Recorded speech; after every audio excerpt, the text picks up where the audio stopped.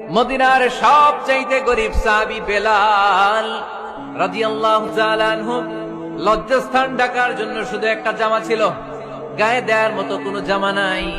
এই সাহাবীর মতো গরিব কোন সাহাবী মদিনার জমিনে নাই। এই বেলাল রাদিয়াল্লাহু তাআলা আনহুকে বিশ্বনবী ডেকে বললেন, ইয়া বেলাল আনফিক ইয়া বেলাল লা তাখশা মিন যিল আরশি ইকলালা। ও বেলাল, আল্লাহর রাস্তায় দান করো, কারণ আমার আল্লাহর ধনভাণ্ডারের কমতি নাই। সাইয়েদনা বেলাল রাদিয়াল্লাহু তাআলা আনহু সবচেয়ে গরিব। শুনতেছেন, বুঝতেছেন? সবচেয়ে গরিব। ডাউন পার্টটা ঢাকার মতো একটা গার্মেন্ট ছিল, একটা কাপড়, এটা পেঁচায় আসতো, নামাজ পড়তো। গায়ে রাখার মতো কোনো জামা নাই, আর খাবার দাবার টাকা পয়সা বলতে নাই। ওই সাহাবীর বিষ্ণু ইসলাম বললেন, আনফিক বেলাল, বেলাল তুমিও দান কর, তুমিও দাও, দানের হাতকে প্রশস্ত করে দাও।